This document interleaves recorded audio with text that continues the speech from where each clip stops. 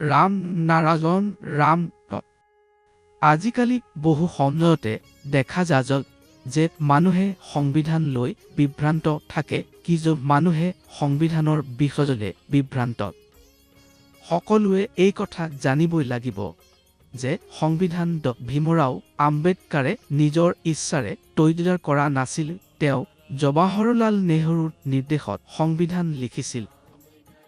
আম্বেদকাৰে পৃথিৱীৰ ওপৰত ব্যক্তিগত অধিকাৰ অপসাৰণ কৰিবলৈ বিচাৰিছিল, গৰীবসকলৰ সহায় কৰিবলৈ বিচাৰিছিল, কিন্তু জৱাহৰলাল নেহৰুৱে তেওঁৰ সেই কাম কৰিবলৈ দিয়া নাছিল। নেহৰুৱে আম্বেদকাৰক নিজৰ দলেৰে সদস্য হিচাপে স্বীকাৰ নকৰিলে।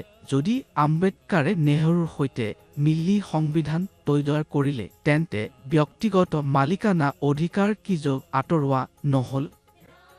ৰাহুল গান্ধীজনে কিয় এই অধিকাৰ আঁতৰাব বুলি কোৱা নাছিল? ৰাহুল গান্ধীজনে গান্ধী টাইটেল কেনেকৈ পাইছিল? ভাৰতবাসীজনে গান্ধী পৰিয়ালক এই সকলো প্ৰশ্ন কৰিব লাগে। তেওঁলোকে গান্ধী টাইটেলটো নিজৰ নামৰ পাছত কিয় ব্যৱহাৰ কৰে? জৱাহৰলাল নেহৰুৰ এই সকলো কামক মহাত্মা গান্ধীয়ে সমৰ্থন কৰিছিল, কাৰণ তেওঁ ব্ৰিটিছ চৰকাৰক সন্তুষ্ট কৰিব বিচাৰিছিল। সেই উদ্দেশ্যে নেহৰুৱে আম্বেদকাৰক চেপি ধৰিছিল। জৱাহৰলাল আৰু নেহৰু এই দুইজনে মিলি বহু কাম কৰিছিল আৰু নেতাজী সুভাষ চন্দ্ৰ বসুক কংগ্ৰেছৰ পৰা আঁতৰাই ৰাখিছিল। নেতাজীক কিয় ব্ৰিটিছ চৰকাৰে জেললৈ পঠাইছিল? তেওঁক মুক্ত কৰিবলৈ কিয় কোনো প্ৰচেষ্টা কৰা নহ'ল? যদি তেওঁলোকে চেষ্টা কৰিছিল, তেন্তে ব্ৰিটিছ চৰকাৰে তেওঁক কেতিয়াও প্ৰধানমন্ত্ৰী বনাব নাছিল।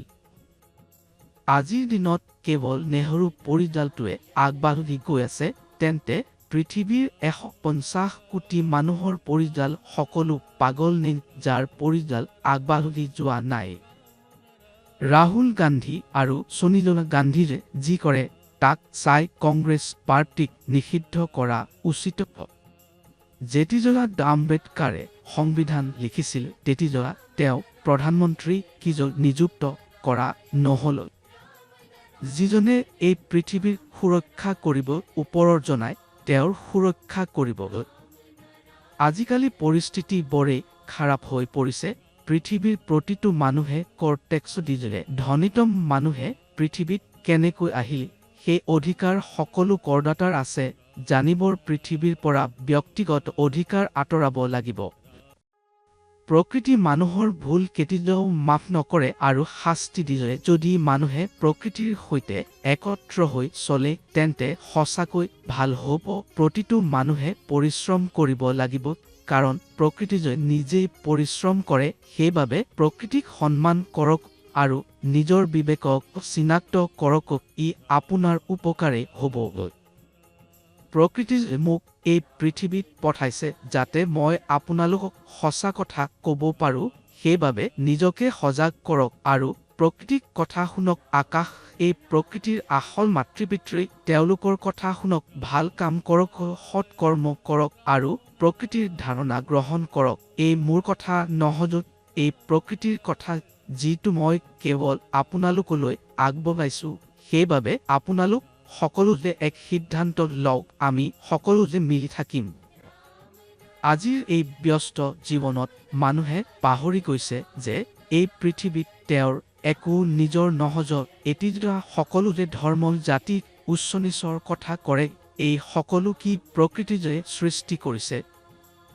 নহয়, এই সকলো মানুহে তৈয়াৰ কৰিছে মানৱসৃষ্ট ধাৰণা।